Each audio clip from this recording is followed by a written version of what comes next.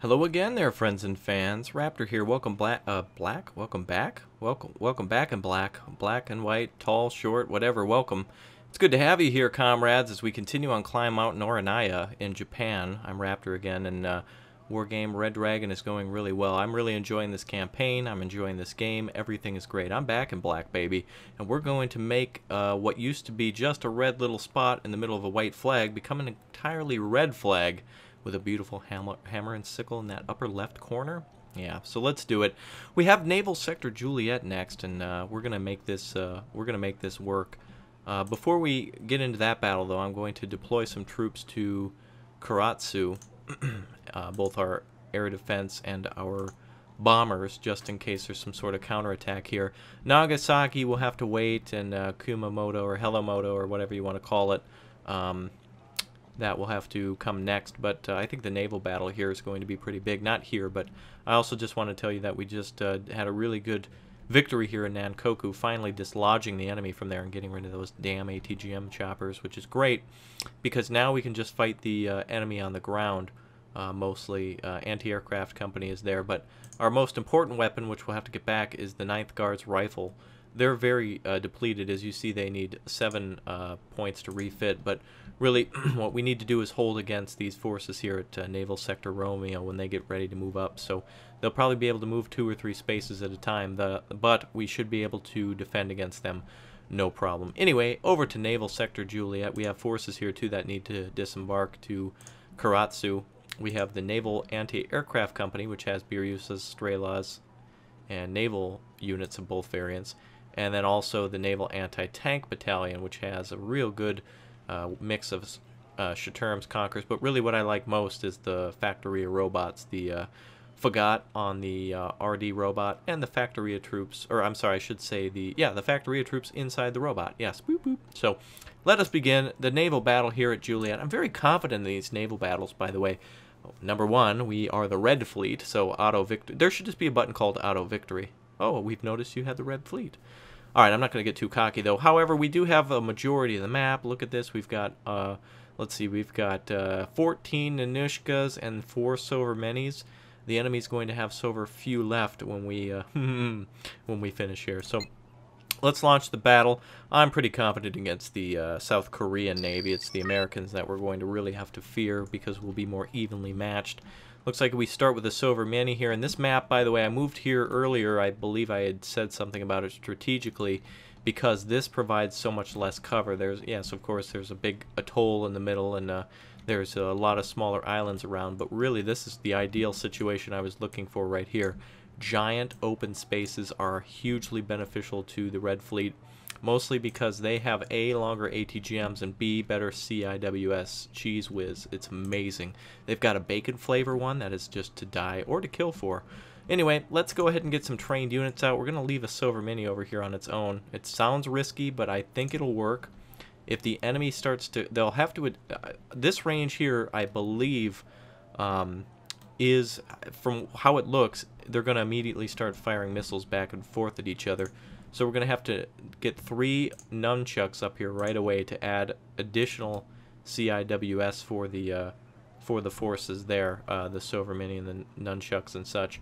One good thing to call out would be a Muna as well, or a tuna as I like to call it, to provide additional anti-ship missiles, a continuous income. But what we really need to do is deflect any sort of ATGMs or anti-ship missiles that come in.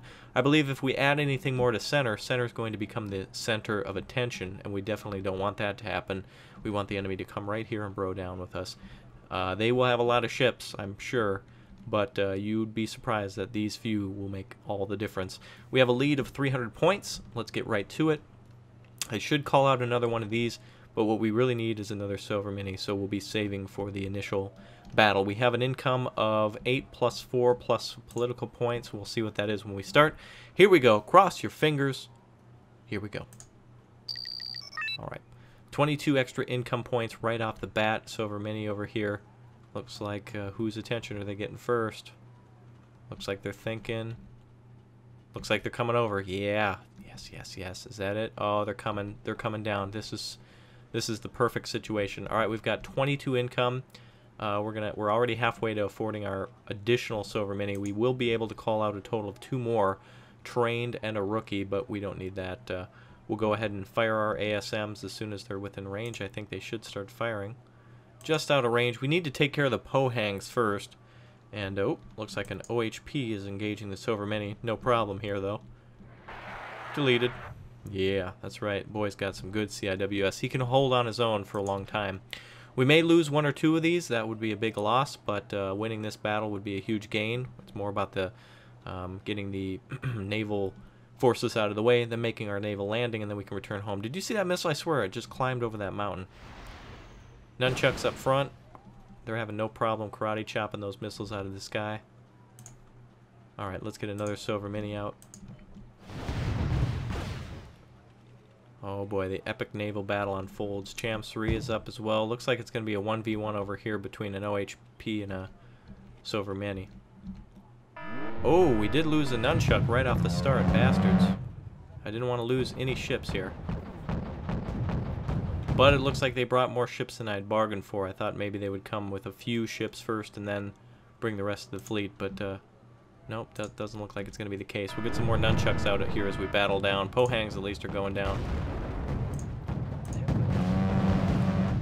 We got to keep those ships at a distance, and those 2 Silver Minis are going to do wonders against the Pohangs.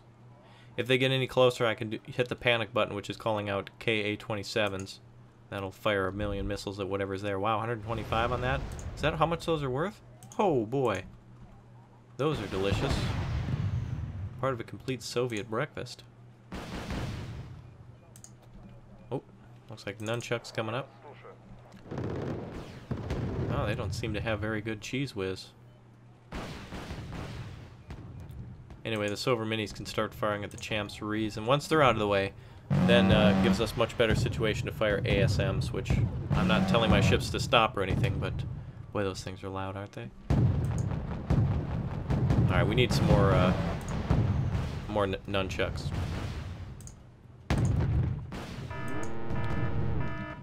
OHP and the Silver Mini are still battling it out.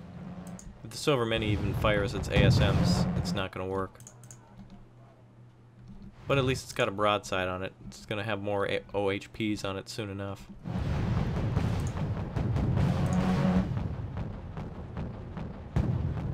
Boy, Cham 3s are suiciding themselves. The Pohangs are going to be great targets. Silver Mini here is not going to have a problem. It's getting kind of low on ASMs, though. OHP carries a total of 16 of those. Times 2, that's 32, plus another ship might come over. So as soon as we're done here, we're going to go help out our other homie. Let's get these Pohangs out of here now.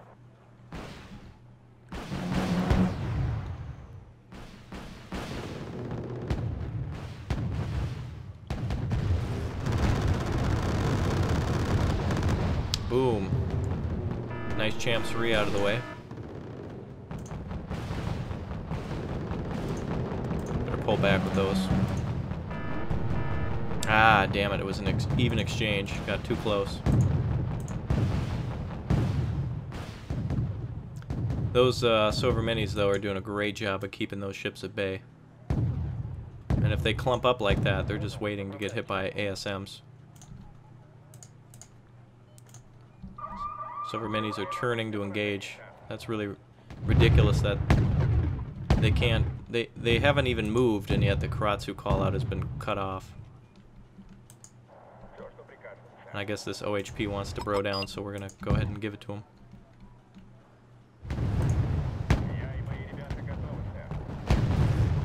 They're not even firing their muskets. What the hell? Let's just switch to those exclusively. We're going to call out another Silver Mini.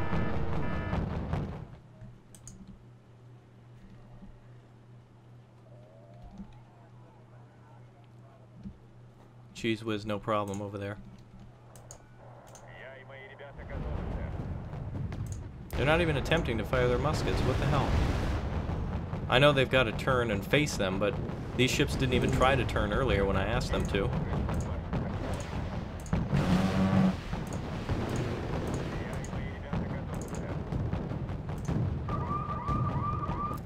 They're not even making the turn to engage with ASMs. What the hell? Silver Mini over here just laughing.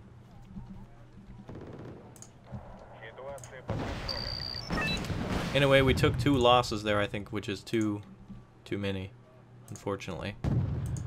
But luckily, a majority of their fleet came in a little bit at a time.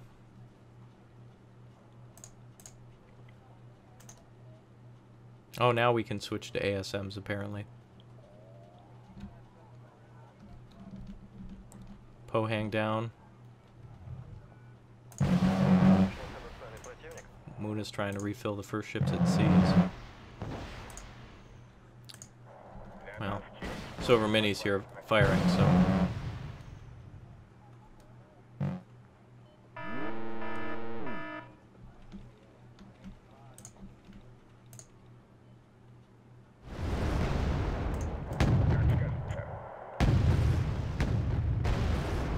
Hopefully this close range helps the Silver Mini here. Gets him hits, but I guess not. Alright, we should have some supplies for these ships soon enough. We turtled really effectively, which is exactly what we needed to do against these kinds of numbers. Though we lost too many nunchucks. But I shouldn't fret because we have basically obliterated the enemy fleet already at this point. Down to 40 rounds here. Nunchucks are going to have to come over quick. Damn it, the center call-out should have... That's ridiculous that those ships won't just turn and engage. Yes, please turn to fire your anti-ship missiles, and then they don't turn, but then they decap the area. That's hurt us on points there a little bit. That's very frustrating.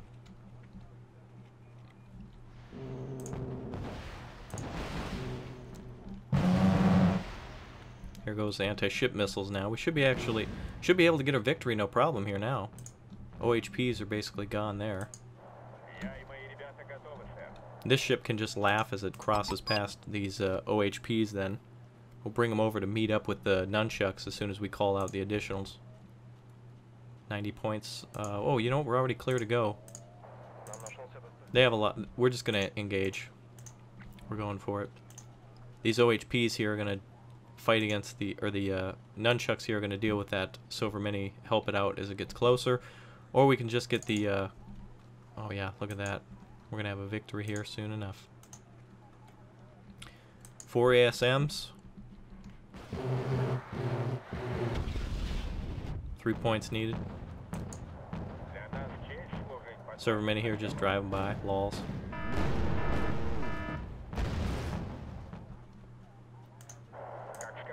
So these nunchucks, though they look like they're out of a lot of supply, they still are capable of firing OSAs, shooting down missiles, and taking out these OHPs, as soon as they all fire at once, of course. We'll let the Silver Mini get behind them, and once they're in place, they should be able to engage. We may as well send the tunas, or the... Oh, see, did you see that BS? What was that? Missile just went right up over the thing? I'm sure there are missiles that can do that, but I mean, come on.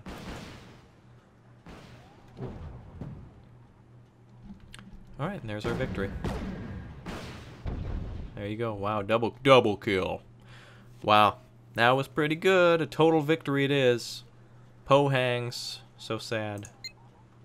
Much shame, very boom. Oh, I know you kids hate that dog. Alright, so no need to disembark the infantry. The next battle comes down to deciding what to do here. We've moved our troops to Maragame. After Nankoku, we will, at the end of our next turn, have additional points to spend. So what I'm going to do is we can either bring up our additional troops, which are our naval troops, which actually, if we attacked at Oita to the right, after Kumamoto, we could bring in our... Having these troops with us will bring in additional forces, but what I think we should do is refit them. Damn, we can't even bring her... Oh, we can bring up the helicopters, yeah. Okay, that's what we're going to need. Alright, helicopters to Kumamoto, or whatever. Hello, Moto. Alright, so if we refit these troops as well, the 106 will have additional Strelas, and it'll be able to better deal with, it'll have all of its naval forces back as well.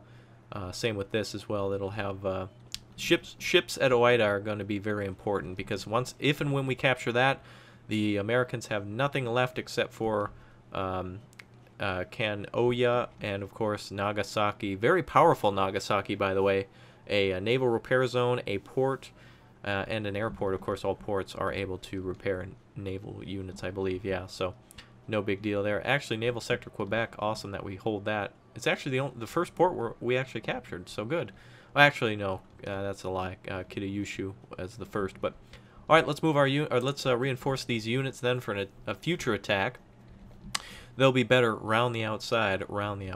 So Canoeville, Oida, or Orida, which is a potato company in Nagasaki. I believe they make televisions. All right, after you're being racist. Okay. All right. So anyway, let's refit these units. We've got 3 additional points left to refit with. Let's go ahead and make sure we can get some additional. AA is extremely important at this point. I think it would be best spent on the first independent VDV. It went from 2 to 8. I think that's a good point spent there. And let's see, factory robots, etc., etc. They'll need a refit as well, but they're just going to have to sit tight. Meanwhile, independent VDV looks like they can be refitted as well, though it's probably just going to be basic infantry. So the door is wide open in the back, but what we can do now is we can call out additional air forces, not at this very moment, but we will hopefully, if we go for Nagasaki first, I don't know. But anyway, let the, or should we call it here? I think maybe we'll call it here, because Kumamoto and Orida are going to kind of be two in one attacks. So we'll call it on this episode today. I really enjoyed that naval battle, that is for sure, and I'm really liking how red this map is looking finally. So anyway, until next time, everybody, keep your passwords and pin pan strong. Tell a friend. Let me know down below, by the way, what your favorite thing about Japan is. Do you like anime? Do you like sushi? Do you like seafood in general? Did you like any of the movies that came out of there, or maybe movies about Japan, such as Letters from Iwo Jima, or not We Were Soldiers. I was thinking of my joke from earlier about Mel Gibson, but I'm thinking about The Last Samurai. Oh yes, of course. So historically accurate, that film. So all right, that's it for now. I'll see you guys. Thanks.